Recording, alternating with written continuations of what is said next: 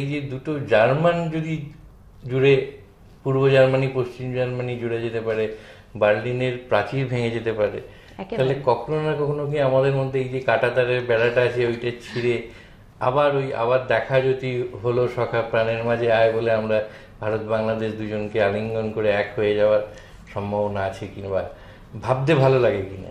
আমাদের সাথে খুনসুটি, ঝগড়া, তর্ক কার সাথে হয়? আমার ঘরের মানুষের সাথে, বন্ধুর সাথে, আপনজনের সাথে। যারা আমার অচেনা বাইরের লোক, তাদের সাথে কিন্তু আমার খুনসুটিও হবে না, ঝগড়াও হবে না, মান অভিমান হবে না, আর ভালোবাসা তো হবেই না। তো ভারতের সাথে আমাদের বাংলাদেশের সম্পর্কটা ঠিক ওই রকম। হায় মাঝে হলো ছাড়া ছাড়ি, গেলেম কে কোথায়, আবার দেখা যদি হলো সখা প্রাণের মাঝে আয়। নমস্কার, Indo Bangla Times, iBT TV এবং ক্যালকলিং টিভির সমস্ত দর্শককে একযোগে স্বাগত। আজকের এই যে অনুষ্ঠানটা, এটার নামটা হতেই পারতো সুরে বেসুরে। কারণটা একটু আপনাদের ব্যাখ্যা করে বলি। কারণ যার সঙ্গে আমরা কথা বলবো তিনি একেবারে আদ্যপান্ত সুরের জগতের লোক, আর যিনি আমি যে কথা বলবো তিনি একেবারে আদ্যপান্ত বেসুরো জগতের লোক। কারণ আমার পড়াশোনাগত দিক থেকে এবং পেশাগত দিক থেকে বরাবর যেটা নিয়ে চর্চা করে এসেছি সেটা অর্থনীতি বা অর্থশাস্ত্র, যাকে অনেকেই একটা আপাতভাবে বেসুরো বলে চিহ্নিত করতে পারেন। তো সেই ঝুঁকিটা থাকা সত্ত্বেও আজকে আমরা এই আলাপচারিতায় এসেছি। কারণ আমরা অনেক সময় এই টার্মটাই ব্যবহার করি, এপার বাংলা ওপার বাংলা। যদিও ওটা ডয়শূন্য রয় হয়ে আকারা হয়ে যেতে পারে, এপাড়া ওপাড়ার মতোই ব্যাপার দুটো দেশের মধ্যে। বাংলাদেশ থেকে আমাদের সঙ্গে এসেছেন ওই এপাড়া এবং ওপাড়া দুপারেরই অত্যন্ত স্বনামধন্য একজন সঙ্গীত শিল্পী। ওনার পারিবারিক যে ব্যাকগ্রাউন্ড, যে পেডিগ্রি, সেটাও খুব, আমরা ধীরে ধীরে সে আলোচনাতেও যাব। অনেক অনেক ধন্যবাদ রাজিয়া মুন্নিকে, যিনি দুই পাড়ার, যে আমরা বলছিলাম সেই দুই পাড়ারই অত্যন্ত স্বনামধন্য একজন সঙ্গীত শিল্পী। নমস্কার দাদা, সালাম। বাংলাদেশ থেকে অনেক অনেক শুভেচ্ছা।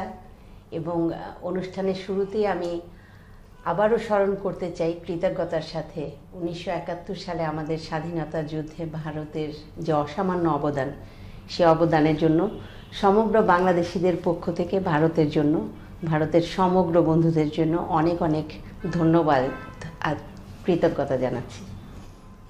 যে আপনি যেটা দিয়ে শুরু করলেন, যে ভূমিকাটা করে, তার থেকেই বোঝা যায়, এবং আপনার যা যেটাকে বলা হয় খুব একবারে চালু শব্দে বায়োডাটা বা প্রোফাইল, তাতেও যা উল্লেখ আছে, আপনি একটা অত্যন্ত রাজনীতি সচেতন এবং রাজনৈতিক সংবেদনশীল পরিবার থেকে জন্ম হওয়া এবং উঠে আসা। সেই ক্ষেত্রে আমি বলবো যে ওইখান থেকে সুরের জগতে যে আপনি গেলেন, এই যে ট্রানজিশনটা, এটা কোথা থেকে হলো? কারণ যখনই আপনার বাবার কথা আসে, মায়ের কথা আসে, বা আরো নানা বাড়ির কথা আসে, আমরা যেটাকে এদিকে মামা বাড়ি বলি, সব দিক থেকেই দেখা যায় যে তারা হয় কেউ মুক্তিযোদ্ধা, না হলে কেউ ভীষণভাবে সক্রিয় অংশগ্রহণ করেছিলেন এই বাংলাদেশের স্বাধীনতায়। এতে সেইখান থেকে বড় হয়ে আপনি যে একেবারে সুরের জগতে ঢুকলেন, এইটা কিভাবে হলো, এই প্রবেশটা বা এন্ট্রিটা? প্রবেশটা হলো যেভাবে, আমার বাবা তো ছিলেন বীর মুক্তিযোদ্ধা, উনি রাজনীতিবিদ ছিলেন। উনি স্বাধীন বাংলাদেশের অস্থায়ী রাষ্ট্রপতি সৈয়দ নজরুল ইসলাম সাহেবেরও প্রোটোকল অফিসার ছিলেন, এবং আমার দাদা বীর মুক্তিযোদ্ধা ছিলেন।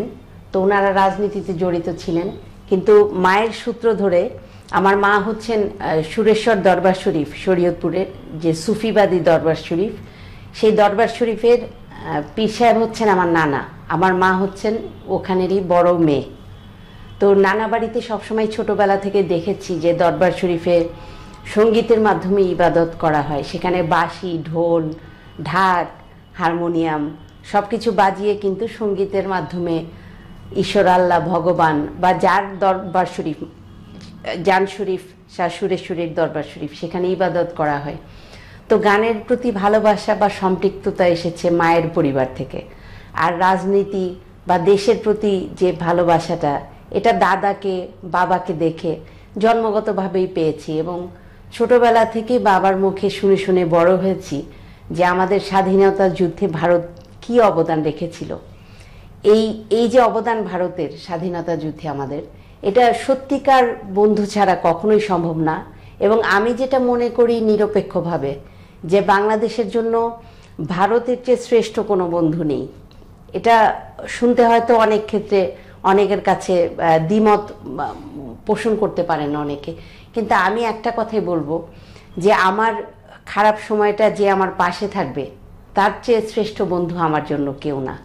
আর বাবার মুখেই শুনেছি ছোটবেলা থেকে যে ভারত কি অবদান রেখেছিল, কারণ আমার বাবাও বীর মুক্তিযোদ্ধা ছিলেন, সংসদ সদস্য ছিলেন। সেই সূত্র ধরেই রাজনৈতিক পরিবারের সম্পৃক্ততা থাকা সত্ত্বেও সঙ্গীতেও সম্পৃক্ত হয়ে গেছি। মানে সেটা মূলত মামার বাড়ি বা নানা বাড়ির দিক থেকে, যেহেতু সুরের মাধ্যমেই ইবাদত করা হতো আপনি। আর আমার মাও গান করতেন, নানা বাড়িতে সবাই গান করতেন, তাদের দেখেই অনুপ্রেরণা পাওয়া ছোটবেলা থেকে। এমনিতে একটা বাঙালিদের সম্বন্ধে, মানে যখন আমি বাঙালি বলছি তখন আমি কিন্তু দুই বাংলাকে এক করেই বলছি। যেটা বলা হয় যে ওই ঢিল ছুড়লে যে কোনো বাঙালিকে সে কোনো না কোনো সময় কবিতা লিখেছে, কোনো না কোনো সময় গান গেয়েছে, মানে তার ভেতর থেকেই যেন এই ব্যাপারগুলো আসে এরকম। কিন্তু আমার খুব ভালো লাগলো, আপনারা লক্ষ্য করেছেন কিনা জানি না, সাধারণত আমরা যে ভাষায় কথা বলি বাংলাটায়, আপনি যে শব্দগুলো হারিয়ে যেতে বসেছে, যেমন আপনি সম্পৃক্ত শব্দটা ব্যবহার করলেন, যেটা খুব কানে বাজলো, একটা খুব সুরেলা শব্দ, অথচ ব্যবহার থেকে প্রায় হারিয়ে যেতে বসেছে। তো ওই বাংলা ভাষাটাকে ধরে রাখাটাও একটা ব্যাপার, এবং যে শব্দগুলো যেমন লস্ট রেসিপি হয়, তেমনি লস্ট ওয়ার্ডসও কিছু কিছু আছে, সেগুলোকে ধরে রাখা। তো আপনি যেহেতু বললেন যে আপনার ওই মামার বাড়ি বা নানা বাড়ি থেকেই গানটা আসা, তো মূলত কি তাহলে সুফি গান থেকেই আপনার শুরুটা? না, সুফি গান থেকে আমার শুরু না। আমি ছোটবেলা থেকে তালিম নিয়েছি ওস্তাদ আক্তার সাদমানির কাছে 6 বছর উচ্চাঙ্গ সঙ্গীতের উপর। তারপর ভারতের হাইকমিশন, বাংলাদেশে নিযুক্ত ভারতীয় হাইকমিশনের যে অঙ্গ সংগঠন IGCC, Indira Gandhi cultural centre, সেখানে আমি 3 বছর হিন্দুস্তানি ক্লাসিক্যাল ভোকাল মিউজিকের তালিম নিয়েছি শ্রী সন্তোষ কুমার মিশ্রা গুরুজি এবং শ্রীমতী স্বাগতা মুখার্জি গুরুমার কাছে। আর সুফি গানটা তো আসলে আনুষ্ঠানিকভাবে তালিম নিইনি, সেটা মায়ের কাছ থেকে, নানা বাড়িতে মামারাও গান করতেন, ওখান থেকে শুনে শুনে পারিবারিকভাবেই নিজের মধ্যে সৃষ্টি হয়ে গেছে। সুফিটাকে বোধহয় বলাও হয় যেটা খুব সহজাত, মানে এটা ন্যাচারাল অর্গানিক প্রসেসেই ভেতর থেকে উঠে চলে আসে, মানে নিজের ছোটবেলা থেকে যে দেখতে দেখতে শিখতে শিখতে নিজের মধ্যেই রপ্ত হয়ে গেছে। তো এই যে গানের তালিম নিতে গেলেন উচ্চাঙ্গ সঙ্গীত, ঠিক কত বছর বয়সে আপনার এই তালিম নেওয়া বা যেটাকে আনুষ্ঠানিক শেখা বলা হয়, ওই শেখাটা শুরু হলো? সেই শেখাটা আমার হয়েছে অনেক দেরিতে। আমি অন্যদের মতো একেবারে 5 বছর বয়স থেকে গান করি, কিন্তু তালিম যখন নিয়েছি তখন আমি মোটামুটি 15-16 বছর, কিন্তু গান শেখা ওই 6-7 বছর থেকেই। আর তালিমটা 15-16 বছর থেকে। জি, আমার হাতে খড়ি ওস্তাদ আক্তার সাদমানির কাছে। তো যেহেতু আমি শুরুটাই করেছিলাম সুরে বিসুরে, আমি একতরফা বেসুরো কথা না বলে গিয়ে একটু আপনার প্রথম দিকের শেখা একটু গান যেগুলো, সেগুলো ধ্রুপদী হতে পারে, উচ্চাঙ্গ সঙ্গীত হতে পারে, কিছু কি মনে আছে কি ধরনের গান দিয়ে একদম গানের জগতে প্রবেশ করেছিলেন? হ্যাঁ, গানের জগতে প্রবেশ আমাদের অল্প যদি একটু শোনান। গানের জগতে প্রবেশ করেছি ছোটবেলায়, নজরুল সঙ্গীতও করতাম, তারপর উচ্চাঙ্গ সঙ্গীত করেছি ওস্তাদজির কাছে, এরপর সুফি গান, আধুনিক গান, চলচ্চিত্রে গান করেছি। তো এখন কি সুফি গান শোনাবো? হ্যাঁ, শোনান না। সুফি গানের মধ্যে আমার অ্যালবাম রিলিজ করেছিলাম 2012 সালে। সেখানে 2টো হিন্দি গান আর 8টা রয়েছে বাংলা গান। সেখান থেকেই হিন্দি এবং বাংলা দুটোর থেকেই ছোট করে শোনাচ্ছি। নিদয়াল নিষ্ঠুর জালাল রে, রইলা কত দূর, তোমার লাগি কান্তে গো কান্তে ভাঙলাম গলার সুর রে। নিদয়াল নিষ্ঠুর জালাল রে, সুরেশ্বরে থাইকা গো তুমি বাসিত মারো টান, বাঁশির ধ্বনি শুই না হইয়া যাই আমি, ও হয় রান রে, নিদয়াল নিষ্ঠুর জালাল রে। এই গানটি আসলে জালাল নুরি হচ্ছেন আমার নানা যান। আচ্ছা, আমার মা ওনারই বড় সন্তান। তো এই গানটি ছোট করে শোনালাম, গানটি অনেক বড়, এটি সুফি গানের অ্যালবামেরই একটি গান। আরও হিন্দি যে দুটি গান আছে আমার সুফি গানের, সেখান থেকে একেবারে ছোট করেই শোনাচ্ছি। মেরে অন্দর आदम हवा, हवा ने बताया जानो आया, जानो प्यारा ये जग प्यारा, सब कुछ प्यारा हो गया। मेरे अंदर आदम हवा, जान पे जान मिलाते रहो, दीदारे मोहब्बत करते रहो, सुर बन जाए सूर का सागर, स्वर बन जाए सूर का सागर, शहंशाह जानो नूरी कहता है, मेरे अंदर आदम हवा, हवा ने बताया जानो आया। অপূর্ব, মানে একটা মহল তৈরি করে দেয় আর কি এই গানগুলো। মানে এর মধ্যে যেরকম বাঙালি যখন আমরা সবাই রবীন্দ্রনাথকে নিয়েই বড় হই, তার মধ্যে যেরকম প্রেম পর্যায়ের গান আছে, প্রার্থনা পর্যায়ের গান আছে, পূজা পর্যায়ের গান আছে।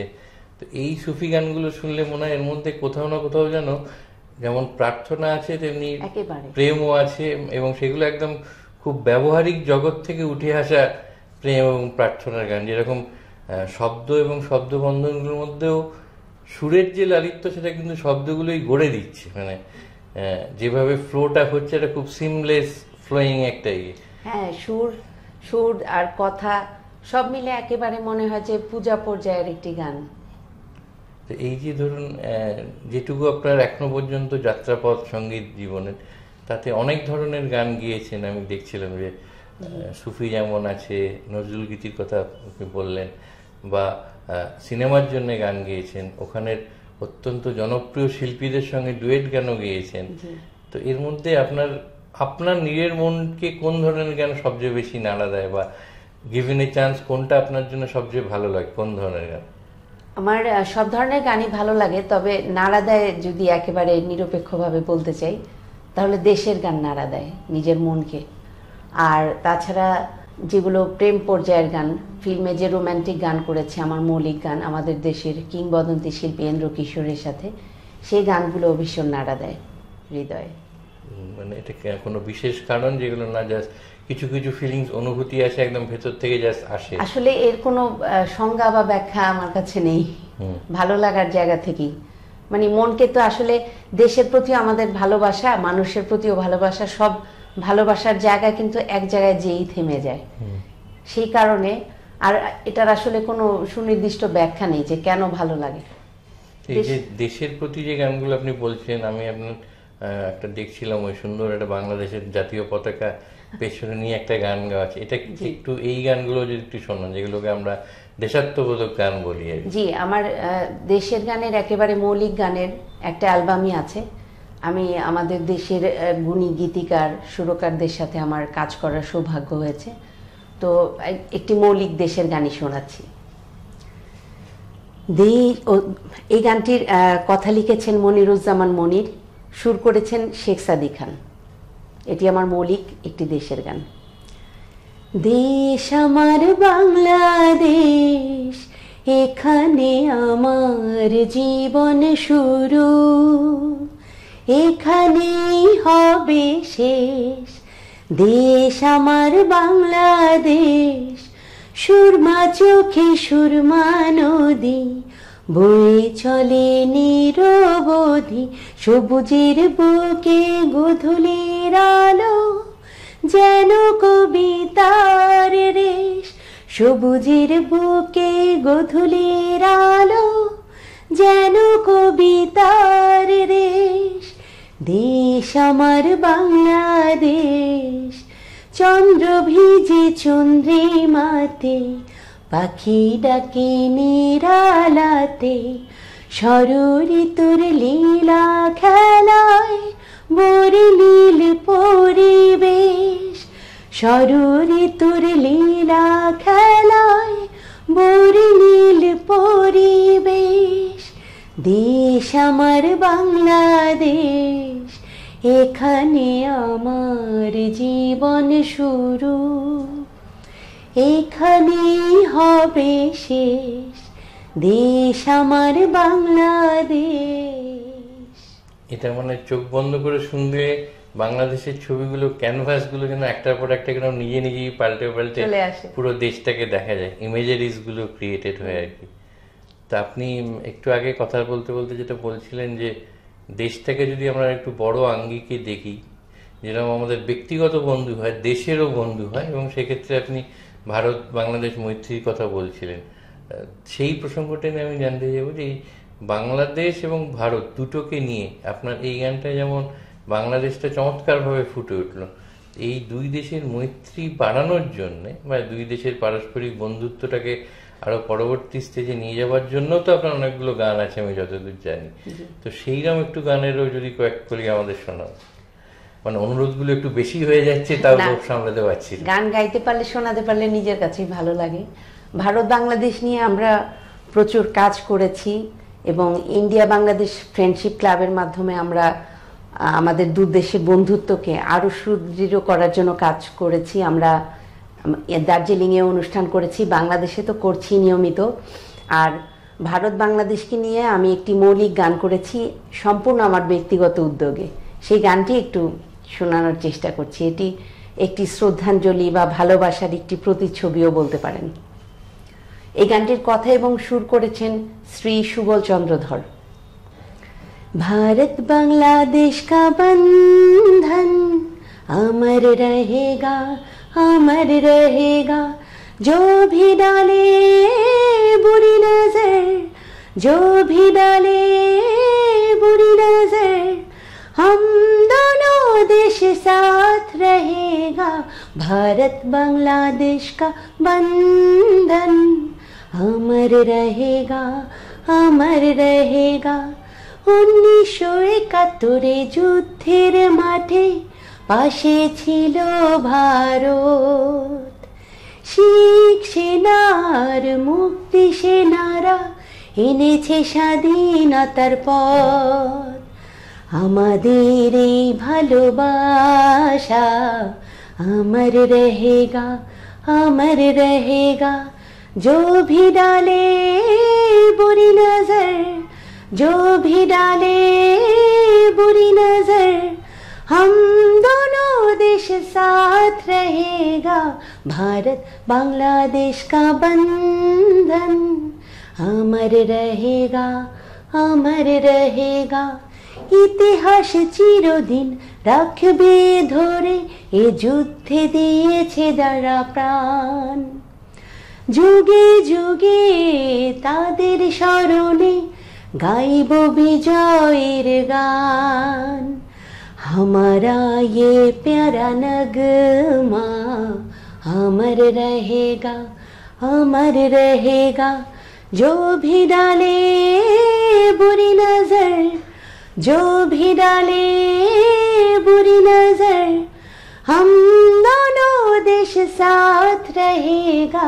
भारत बांग्लादेश का बंधन अमर रहेगा, अमर रहेगा। भारत बांग्लादेश का बंधन अमर रहेगा, अमर रहेगा। অপূর্ব, মানে গানটাও ভালো, লাইনগুলো, গ্রন্থনা শব্দে একটা অন্য তাৎপর্য আছে আর কি। তা আপনি যেহেতু একটা যে ঘরানা থেকে উঠে এসেছেন বা যে পারিবারিক আপব্রিঙ্গিং আপনার, সেখান থেকে এই প্রশ্নটা করতেই হচ্ছে যে সঙ্গীতের একটা নিজস্ব জায়গা আছে, কিন্তু মুক্তিযুদ্ধের সময়টা আর একটা অন্যরকম ছিল। তারপরে স্বাধীনতা পাওয়ার পর দুটো দেশই অনেকখানি রাস্তা হেঁটেছে, সেক্ষেত্রে অনেক বিচ্ছিন্ন এমন ঘটনা এসেছে যা হয়তো দুটো দেশের মধ্যে কখনো কখনো একটু তিক্ততার সৃষ্টি করেছে। সেটা খুব একটা যে বৃহৎ স্কেলে হয়েছে তা বলবো না, কিন্তু হয়েছে, এখনো মধ্যে মধ্যেই হয়।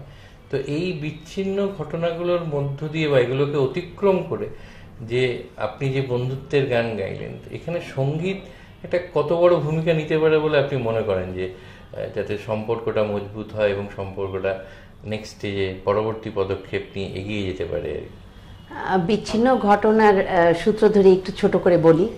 আমাদের সাথে খুনসুটি, ঝগড়া, তর্ক কার সাথে হয়? আমার ঘরের মানুষের সাথে, বন্ধুর সাথে, আপনজনের সাথে। যারা আমার অচেনা বাইরের লোক, তাদের সাথে কিন্তু আমার খুনসুটিও হবে না, ঝগড়াও হবে না, মান অভিমান হবে না, আর ভালোবাসা তো হবেই না। তো ভারতের সাথে আমাদের বাংলাদেশের সম্পর্কটা ঠিক ওই রকম, যে ছোট ছোট তুচ্ছ বিষয় বা অমীমাংসিত ইস্যু যেগুলোকে বলা হয় মিডিয়াতে, এগুলো আসলে আমাদের দু দেশের আত্মিক সম্পর্কের তুলনায় খুবই তুচ্ছ। এবং ঘরের মানুষের সাথেই ঝগড়া হবে, বন্ধুত্ব হবে, আবার পর মুহূর্তে কিন্তু আমার একটা খারাপ সময় এলে বা আমার বন্ধুর খারাপ সময় এলে আমরাই একে অপরের পাশে থাকবো, অন্য কেউ আসবে না। তো এই সূত্র ধরে আমি একটি কথা বলতে চাই যে এই যে গানের যে ভূমিকা, সঙ্গীতের যে ভূমিকা, এর চেয়ে আমার মনে হয় অন্য কিছু বড় ভূমিকা রাখতে পারে না দু দেশের বন্ধুত্বকে সুদৃঢ় করার জন্য। সেটার কারণ হচ্ছে এটা, ধরেন আমরা যখন কোনো সেমিনারে বক্তব্য করি বা টক শোতে কথা বলি, অনেক সময় কিন্তু সব মানুষ শুনতে পছন্দ করেন না, কিন্তু আমরা যখন গানে গানে সুরে সুরে দু দেশের বন্ধুত্বের কথা বলবো বা কিছু আমরা বাণী আমরা প্রচার করার চেষ্টা করব, তখন আমাদের যারা দর্শক তারা কিন্তু, যদি ওই কথাগুলো তাদের অত মনের মতো নাও হয়, তাও গানের কথাটার জন্য, সুরটা সুন্দর সেজন্য, অথবা যে গাইছেন তার প্রতি একটা ভালো লাগা, ভালোবাসা থেকে কিন্তু শুনবেন। এতে করে কি হলো, আমাদের এই যে বন্ধুত্বের কথাগুলি কিন্তু তার কানে গেল, মাথায় গেল, মনের মধ্যে বসে গেল। এই জন্য আমি মনে করি যে সঙ্গীতের ভূমিকা দু দেশের বন্ধুত্বকে এগিয়ে নিয়ে যাওয়ার জন্য সবচেয়ে বেশি। এবং আমরা সেই সূত্র ধরে কিন্তু ইন্ডিয়া বাংলাদেশ ফ্রেন্ডশিপ ক্লাবের মাধ্যমে আমরা বছরে কমপক্ষে ৩-৪টি সাংস্কৃতিক অনুষ্ঠান করি। সেখানে আমরা ভারত থেকেও কিন্তু বন্ধুদের আমন্ত্রণ জানাই এবং আমরাও নিজেরা গান করি ভারতকে নিয়ে, এবং ভারতের অতিথিরা প্রচুর আমাদের অনুষ্ঠানে আসেন, তাদেরকে আমরা আমন্ত্রণ জানাই। দুই দেশ মানে কি, দুটি দেশের মানুষের বন্ধুত্বই কিন্তু দু দেশের বন্ধুত্ব। তো আমি মনে করি সংস্কৃতি, বিশেষ করে সঙ্গীতের মাধ্যমে যেভাবে আমরা আমাদের বন্ধুত্বকে সুদৃঢ় করতে পারি, এটা অন্যভাবে সম্ভব নয়। যেমন আমি আজকে এই প্রজন্মের শিল্পী হিসেবে, মানুষ হিসেবে একটি মৌলিক গান করেছি দু দেশের বন্ধুত্বকে নিয়ে, কিন্তু এই ধারাবাহিকতা কিন্তু আজকের নয়। ভূপেন হাজারিকা সেই অনেক অনেক বছর আগে গিয়েছিলেন গঙ্গা আমার মা, পদ্মা আমার মা। উনারই কিন্তু যোগ্য উত্তরসূরি হিসেবে আজকে আমরা কিন্তু এই ভালোবাসাকে ধারণ করে চলেছি, লালন করে চলেছি, এবং আমাদের পরবর্তী প্রজন্মও যেন এই ভালোবাসার রেশ ধরেই চলে, সেজন্যই কিন্তু এই চেষ্টাগুলো, প্রয়াসগুলো। আপনি খুবই সুন্দরভাবে ব্যাখ্যা করেছেন, কিন্তু দুটো আঙ্গিক আছে। একটা হচ্ছে যখন দেশ টু দেশ হয়, তখন দুটো দেশের মধ্যে কিন্তু ওভারঅল সম্পর্ক বরাবর ভালোই গেছে, কিন্তু দেশের মধ্যে আপনি আবার বলেছেন যে মানুষের সম্পর্কটা অ্যাকচুয়ালি দুটো দেশের মধ্যে সম্পর্ক। দেখা যায় কোনো কোনো সময় হয়তো সেটা খুবই ক্ষুদ্র অংশ, কিন্তু সেই ক্ষুদ্র অংশই এরা সমস্যা তৈরির চেষ্টা করে। তো যেমন দুটো দেশের মধ্যে সম্পর্কটাকে সুদৃঢ় এবং মজবুত করার জন্য সঙ্গীতের ভূমিকা আছে, তেমনি দেশের মধ্যেই ওই যে ক্ষুদ্র অংশটা, তাদেরকে আবার সঠিক পথে নিয়ে আসার ক্ষেত্রেও একটা সঙ্গীতের ভূমিকা থাকা উচিত অবশ্যই। কারণ সঙ্গীতের মধ্যেই যদি শব্দটাকেও ভাঙেন, ওই সঙ্গী কথাটা আছে, ওই সঙ্গী হিসেবে আমরা যদি যেতে পারি, সেটা দু দেশের পক্ষেই ভালো। আপনি ভূপেন হাজারিকার কথা বললেন, তাই আমি জিজ্ঞেস করছি, ওই ধরনের কোনো গান কখনো গাওয়া, যার মধ্যে একটু ভাটিয়ালি ব্যাপার আছে, বা বাংলাদেশের যে বিখ্যাত বাউল গান, এই ধরনের কোনো গান কখনো গেয়েছেন? বা করেছি আমি লালন লালন সাহেব গান করেছি, বাউল সম্রাট আব্দুল করিমের গান করেছি। এই গানগুলো তো সবসময় গাওয়া হয়। তো লালন সাইজির গান করেছি, সেখান থেকেও ছোট করে একটু শোনাচ্ছি। মিলন হবে কত দিনে, মিলন হবে কত দিনে, আমার মনের মানুষের সনে, আমার মনের মানুষের সনে। চাতক প্রায়হর নিশি চেয়ে আছে কালো শোষী, হব বলে চরণ দাসী, হব বলে চরণ দাসী।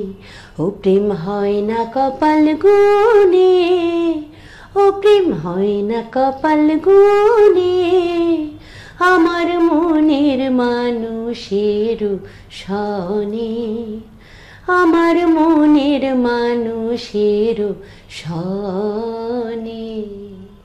এই যে গানটা, এটা মানে দুটো বাংলাতেই সমানভাবে জনপ্রিয়, এবং আজ এত বছর বাদে দাঁড়িয়েও শুনলে ভেতর থেকেই একটা কিরকম যেন অনুভূতি আসতে থাকে আর কি। আচ্ছা, কখনো কি মনে হয়েছে আপনার যে ধরুন এই লালন কুষ্টিয়ার মানুষ, আমাদের রবীন্দ্রনাথ ঠাকুরও কি অনেকদিন কুষ্টিয়ায় ছিলেন, এই যে দুজন তারা তাদের সুর, সঙ্গীত, শব্দ এই দুটো নিয়ে দুটো দেশের বোধহয় সবচেয়ে বড় ব্র্যান্ড অ্যাম্বাসাডার হয়ে যেতে পারতেন, এবং দুটো দেশকে একেবারে জুড়ে রাখতে পারতেন মানে অনাদিকাল পর্যন্ত। আপনি কখনো নিজে রবীন্দ্রসঙ্গীত গাওয়ার চেষ্টা বা শেখা বা গাওয়া এটা করেছেন? রবীন্দ্রসঙ্গীত আমি গেয়েছি বলতে ভালো লাগে, ভালোবাসার থেকে তো কবিগুরুর গান ছোটবেলা থেকেই শুনে শুনে আমাদের ভিতরে কবিগুরুর বাস হয়ে যায়। তো আমি আমার বিষয় রবীন্দ্রসঙ্গীত নয়, তারপরে সবসময় গাই, ভালো লাগে, সেই জায়গা থেকে আমি ছোট করে শোনানোর চেষ্টা করছি। পুরনো সেদিনের কথা ভুলবে কে রে, হায় সেই চোখের দেখা প্রাণের কথা সে কি ভুলা যায়। আয় আর একটি বার আয় রে সখা প্রাণের মাঝে, আয় মোরা সুখে দুঃখের কথা কব, প্রাণ জুড়াবে তাই। মোরা ভোরের বেলায় ফুল তুলেছি, দুলেছি দোলায়, বাজিয়ে বাঁশি গান গেয়েছি বকুলের তলায়। হায় মাঝে হলো ছাড়া ছাড়ি, গেলেম কে কোথায়, আবার দেখা যদি হলো সখা প্রাণের মাঝে আয়। পুরনো সেদিনের কথা ভুলবে কি রে, হায় সেই চোখের দেখা প্রাণের কথা সে কি ভুলা যায়। মানে আপনি যেহেতু আন্তর্জাতিক সম্পর্কের ছাত্রী ছিলেন এক সময়, স্নাতকোত্তর স্তর পর্যন্ত, এবং যখন রবীন্দ্রসঙ্গীত গাইতে বললাম তখন এমন একটা গান বাজলেন, এই রবীন্দ্রসঙ্গীতের মধ্যে যদি আপনি চোখ বন্ধ করে দুটো চরিত্রকে চিত্রিত করেন, ভারত আর বাংলাদেশ, যেন মিলে যাচ্ছে গানটা কোথাও, যে একই সঙ্গে আমরা সব কিছু করেছি এক সময়, মধ্যে একটা ছাড়াছাড়ি হয়ে গেছে। এবং এগেনই আপনি আন্তর্জাতিক সম্পর্কের ছাত্রী বলেই জিজ্ঞেস করছি, ধরুন অন্তত চিন্তা স্তরে, ভাবনা স্তরে বা কোনো না কোনো একটা লেয়ারে এই যে দুটো জার্মান যদি জুড়ে, পূর্ব জার্মানি পশ্চিম জার্মানি জুড়ে যেতে পারে, বার্লিনের প্রাচীর ভেঙে যেতে পারে, তাহলে কখনো না কখনো কি আমাদের মধ্যে এই যে কাঁটাতারের বেড়াটা আছে ওইটা ছিঁড়ে আবার দেখা যদি হলো সখা প্রাণের মাঝে আয় বলে আমরা ভারত বাংলাদেশ দুজনকে আলিঙ্গন করে এক হয়ে যাওয়ার সম্ভাবনা আছে কিংবা ভাবতে ভালো লাগে কিনা? ভাবতে ভালো লাগে, শুধু তাই নয়, আমি একটা কথাই বলবো, আমাদের মাঝখানে যে কাঁটাতারের বেড়া আছে এটি শুধু তারের মধ্যে সীমাবদ্ধ। আমাদের হৃদয়ের ভালোবাসার যে সম্পৃক্ততা, সেখানে কিন্তু কোনো বেড়াজাল নেই, সেখানে কোনো ভিসার কোনো স্থান নেই, পাসপোর্টেরও কোনো স্থান নেই। সেখানে আমরা শুধু একটা জিনিসই বুঝি, একটা জিনিসই জানি, যে ভারত বাংলাদেশ এক আত্মা এক প্রাণ, শুধু দুইটি দেহ, দুই দেহ হওয়াতে আমরা ওখানে পড়ে আছি আর আমাদের ভারতীয় বন্ধুরা এখানে পড়ে আছে। আর আমরা আনুষ্ঠানিকভাবে বা ভৌগোলিক সীমারেখার কারণে বা স্বাধীনতার কারণে আমরা দুই দেশের এই যে বন্ধন বা সীমানা, কাঁটাতারের বেড়া, কিন্তু মনের দিক থেকে কিন্তু আমাদের এক চুল পরিমাণ কোনো বিভাজন নেই। সেই ভৌগোলিক সীমারেখা কিন্তু একেবারেই মিলে গেছে। আর হৃদয়ের যে সম্পৃক্ততা, ভালোবাসার যে সম্পৃক্ততা, যেমন আমাদের অনেক আপনজন, পরিবারের অনেক সদস্য ইউরোপে থাকেন, আমেরিকা থাকেন, কিন্তু তারা কি আমাদের কাছ থেকে আদৌ দূরে? বাংলাদেশের মানুষের কাছে ভারতের বন্ধুরা ঠিক একই রকম। আর আমিও মনে করি যে আমাদের ভারতের বন্ধুদের কাছে বাংলাদেশ একই রকম। এবং আমার বাবারও যে ভীষণ প্রিয় ছিল এই ভারত, বিশেষ করে কলকাতা, কারণ স্বাধীনতা যুদ্ধের সময় উনি নেতৃস্থানীয় ছিলেন, বীর মুক্তিযোদ্ধা ছিলেন, উনি সার্টিফিকেট ইস্যু করেছেন মুক্তিযোদ্ধাদের। সেই সূত্রে কিন্তু স্বাধীন বাংলাদেশের অস্থায়ী রাষ্ট্রপতির প্রোটোকল অফিসার হিসেবে ভারতে ওনাকে থাকতে হয়েছে।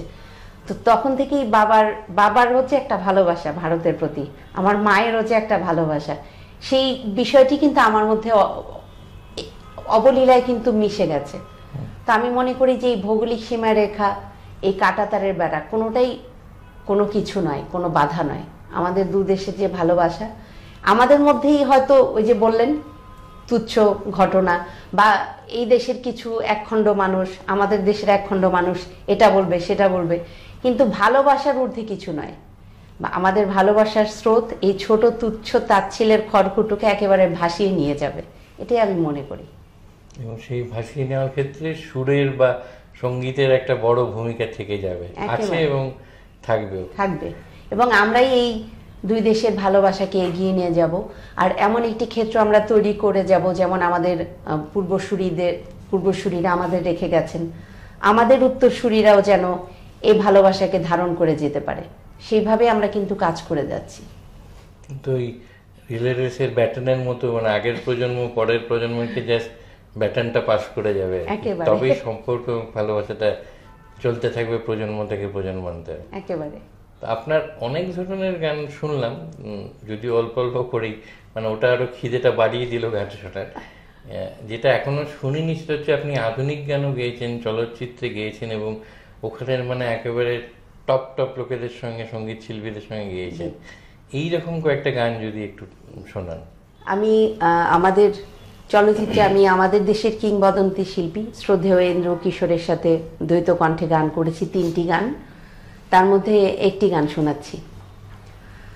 এই গানটির কথা এবং সুর করেছেন ফিরোজ প্লাবন।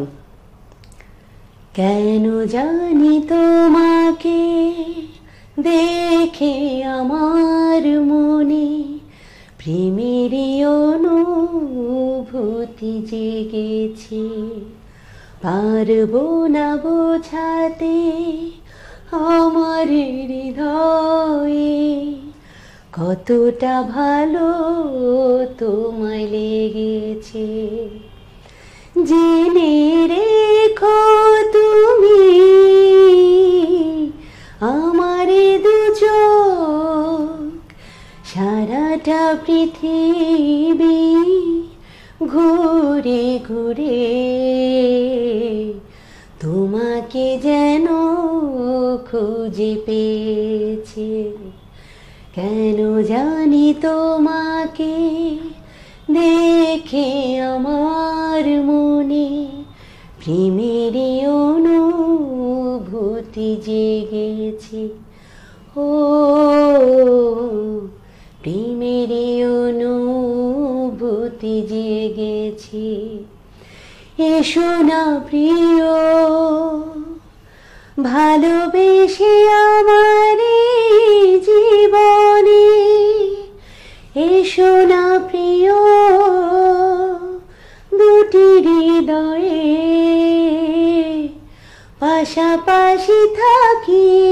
এক বাঁধনে আ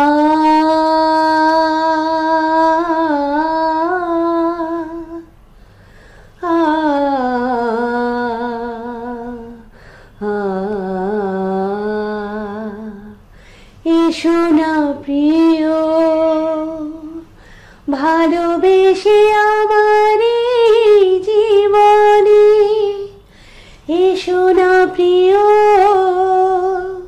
দুটি হৃদয়ে পাশাপাশি থাকি এক বাঁধনে। বুক ভরা প্রেম আমার ডাকি তোমাকে, স্বপ্নের স্বর্গটা সাজাতে।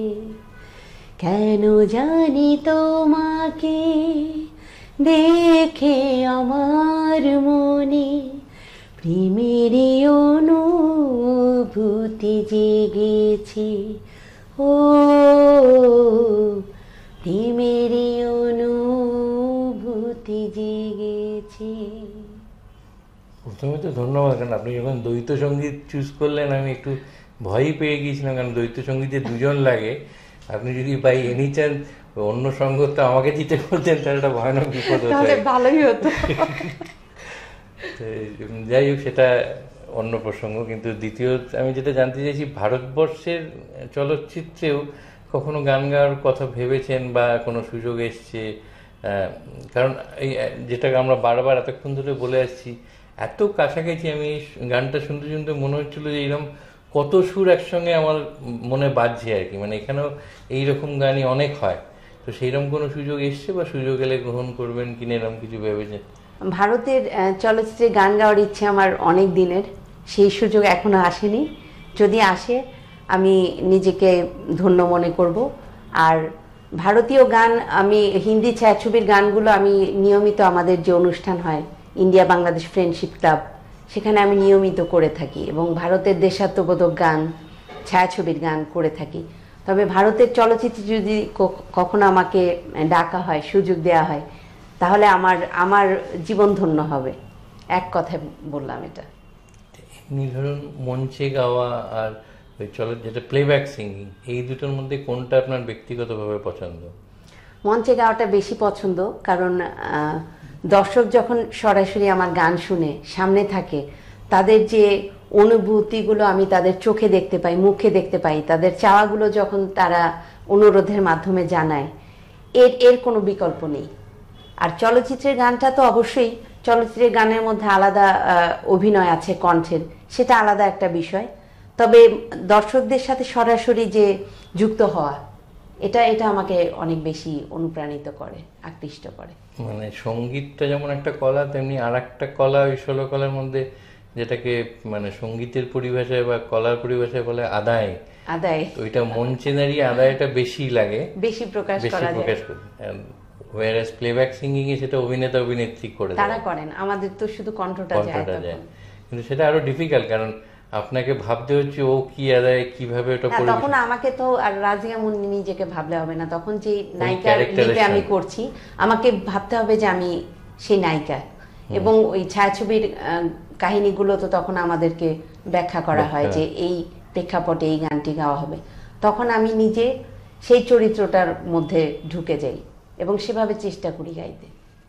আর একটা আমার আজকে আপনাকে কাছে পেয়েছি বলে জিজ্ঞেস করছি, প্রশ্ন মনের মধ্যে অনেকদিনই ঘোরে, এই যে যারা গান তাদের দেখা যায় যে এই যে গান গাইতে বললেই কিরকম একটা অটোমেটিক স্পন্টেনিয়াস প্রসেসে গানগুলো পুরো বেরিয়ে আসে।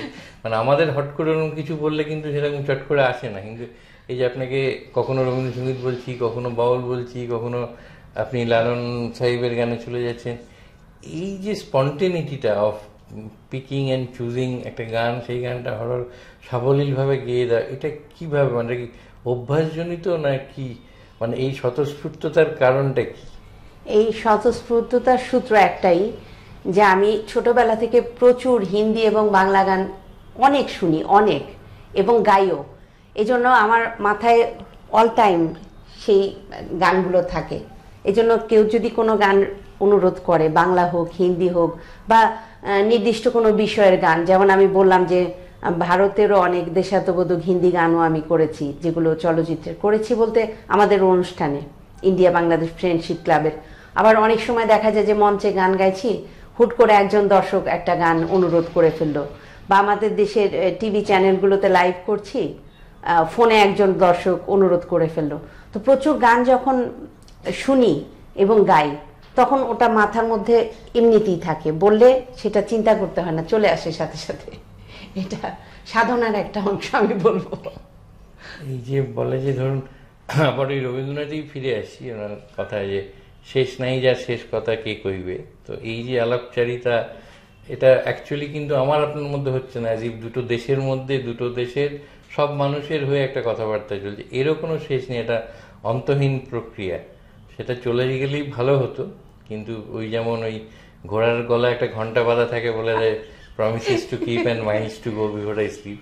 তো আমাদের একটা জায়গায় গিয়ে থামতে হবে, কিন্তু তার আগে আমি চাইছি সুরেলাভাবেই এটা শেষ হোক। আপনার খুব পছন্দের একটা গান দিয়ে যদি আজকের আলাপচারিতা এই সময়ের জন্য আমরা শেষ করি, পরবর্তী আলাপচারিতার দিকে তাকিয়ে। আমি যেহেতু আমি ভারত বাংলাদেশের দুই দেশের বন্ধুত্বকে নিয়ে আজকে বসেছি ভারতের আমার দাদার সাথে কথা বলতে, এবং আমি আমাদের প্রিয় ভূপেন হাজারিকার সেই গানটি, যে গানটি আমরা জন্মের পর থেকে শুনে এসেছি, সেই গান গেয়েই আজকে অনুষ্ঠানের বিদায় নিতে চাই। এবং আমি আন্তরিকভাবে আপনাদের সবাইকে, এই চ্যানেলকে ধন্যবাদ জানাচ্ছি, কৃতজ্ঞতা জানাচ্ছি আজকে আমাকে এখানে আমন্ত্রণ জানানোর জন্য। আমি সেই গানটি করছি। গঙ্গা আমার মা, পদ্মা আমার মা, ও আমার দুই চোখে দুই জলের ধারা, মেঘনা যমুনা। গঙ্গা আমার মা, পদ্মা আমার মা, এপার ওপার কোন পারে জানি না, ও আমি সবখানেতে আছি। গাঙের জলে ভাসিয়ে ডিঙা, ও আমি পদ্মাতে হই মাঝি। একই আশা ভালোবাসা, কান্না হাসির একই ভাষা, দোয়েল কোয়েল পাখির সুরে একই মূর্ছনা, একই মূর্ছনা। ও আমার দুই চোখে দুই জলের ধারা, মেঘনা যমুনা। গঙ্গা আমার মা, পদ্মা আমার মা, ও আমার দুই চোখে দুই জলের ধারা, মেঘনা যমুনা। গঙ্গা আমার মা, পদ্মা আমার মা। এই গানটার পরে আর নতুন করে কিছু সাম আপ করার দরকার পড়ে না আর কি, সবটাই যেন বলা হয়ে যায় আর কি। একেবারে পদ্মা সেতু তো হয়েই গেছে, তা আমরা চাইবো আমাদের মধ্যে সেতু বন্ধনটা আরো সুদৃঢ় হোক, এবং সেই সেতু দিয়ে যুগ থেকে যুগান্তরে আমরা হাজার হাজার লাখো লাখো মানুষের অবাধ গতায়াত চলতে থাকুক, যাতে দুটো দেশ আরো কাছে আসে এবং আরো সুরেলাভাবে সঙ্গীত এবং সুরের মাধ্যমে, আপনি সম্পৃক্ত কথাটা বারবার ইউজ করেছেন, আমিও সেটা বলবো যে আমরা সকলেই আরো সম্পৃক্ত হই নিজেদের মধ্যে সম্পর্কের খাতিরে সুরের সঙ্গে, এবং ঋদ্ধও হই। অনেক অনেক ধন্যবাদ আজকে আমাদের। অনেক ধন্যবাদ দাদা আপনাকে। আর আমি আজকে এই অনুষ্ঠানের মাধ্যমে আমাদের বাংলাদেশ এবং ভারত দুই দেশের সরকার প্রধানদেরকে এই অনুরোধ করব যে আমাদের দেশে পদ্মা সেতু হয়েছে, পদ্মা আর গঙ্গার মধ্যে যেন একটি সেতু হয়ে যায়। আমরা সেই সেতু দিয়ে যেন এক দেশ থেকে আরেক দেশে আসা যাওয়া করতে পারি। এবং আমাদের আশেপাশের অনেক দেশ আছে যেসব দেশে কিন্তু আমরা বন্দরে যে ভিসা নেই, আমাদের ভারত বাংলাদেশ দু দেশের জন্য যেন বন্দরে ভিসা নেওয়ার যে নিয়ম, পোর্ট ভিসা যেটাকে আমরা ডিপ্লোমেসির ভাষায় বলি, সেই প্রথাটি চালু করা হয়। তাহলে আমাদের বন্ধুদেরকে যখন আমরা ইচ্ছা দেখতে পারবো, আসতে পারবো। আর দুই দেশের মধ্যে আসা যাওয়া যত বেশি হবে, আমাদের ভালোবাসা ততই সুদৃঢ় হবে। বাংলাদেশের পক্ষ থেকে ভারতের জন্য, ভারতের বন্ধুদের জন্য এবং এই চ্যানেলের জন্য আমার আন্তরিক ধন্যবাদ, কৃতজ্ঞতা জানাচ্ছি। ওই সিদ্ধান্তটা বোধহয় হয়েই আছে, জাস্ট সময়ের অপেক্ষা। একেবারে। জলপথে যেটা বন্দর ভিসা যেটাকে, সেটা আমরাও সকলে সেই আশায় আমরা রইলাম। এই বিষয়টা আরো আগে থেকেই চেয়ে এসেছি এবং অন্য দেশের ক্ষেত্রে হলে আমাদের দুই দেশের ক্ষেত্রে এটা কেন হবে না? আমরা তো চাইবো সবচেয়ে আপনি বেশি- আমাদের পরবর্তী আলাপচারিতাটা হোক এমন ভাবে যেবারে আপনি নৌপথে বা জলপথেই আসুন, আর আসতে পারি। এসে আপনার পরবর্তী সাক্ষাৎকারটা দিন। অবশ্যই দাদা, খুব ভালো সময় কাটলো আপনার সাথে। অনেক অনেক ধন্যবাদ অনেক আর ধন্যবাদ কৃতজ্ঞতা আপনাকে। আপনার প্রতি।